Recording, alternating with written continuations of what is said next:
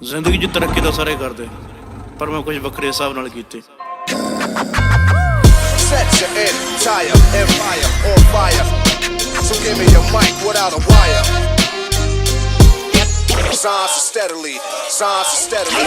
Don't get it twisted. This rap shit is mine.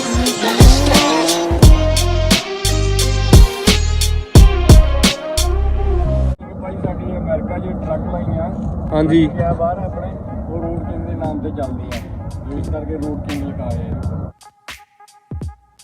ਆਪਣੇ ਆ ਜਾਲੀ ਦਾ ਟ੍ਰੈਂਡ ਪੁਰਾਣਾ ਨਹੀਂ ਹੋ ਗਿਆ ਭਾਜੀ?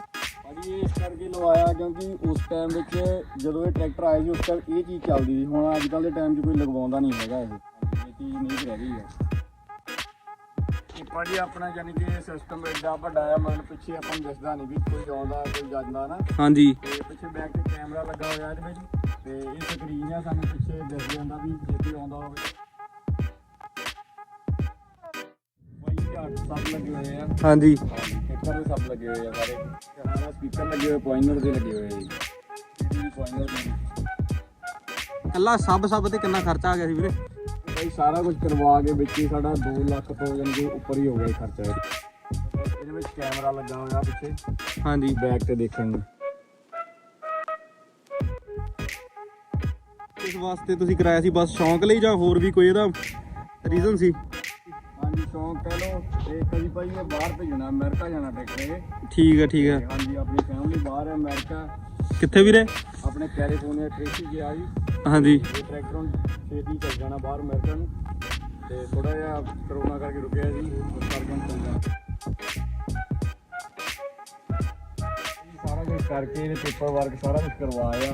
ਹਾਂਜੀ ਤੇ ਹਾਂਜੀ ਸਾਰਾ ਕੁਝ ਓਕੇ ਹੋ ਗਿਆ, ਕੰਟੇਨਰ ਬੁੱਕ ਹੋ ਗਿਆ ਪੂਰਾ, ਤੇ ਉਹਦੇ ਵਿੱਚ ਹੀ ਆਣਾ। ਤੇ ਦੇਖੋ ਜੀ ਇਹ ਇੱਥੇ ਲਈ ਨਹੀਂ ਤਿਆਰ ਹੋਇਆ, ਇਹ ਅਮਰੀਕਾ ਲਈ ਤਿਆਰ ਹੋਇਆ ਆ।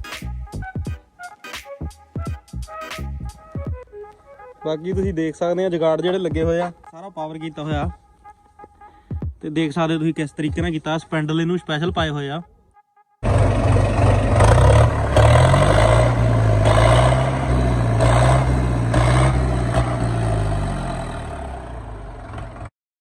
ਦੇਖੋ ਵੀਰੇ ਇੰਨੀ ਪੁਰਾਣੀ ਚੀਜ਼ ਆ, ਤੇ ਬਾਈ ਹੁਣੀ ਕਿੱਦਾਂ ਇਹਨੂੰ ਤਿਆਰ ਕਰਾ ਕੇ ਪੂਰੀ ਐਨ ਓਕੇ ਰਿਪੋਰਟ ਕੀਤੀ ਆ। ਨਵੇਂ ਟਰੈਕਟਰਾਂ ਨੂੰ ਵੀ ਮਾਰ ਪਾਉਂਦਾ ਪੂਰੀ, ਇੰਨਾ ਸੋਹਣਾ ਲੱਗਦਾ ਦੇਖਣ ਨੂੰ।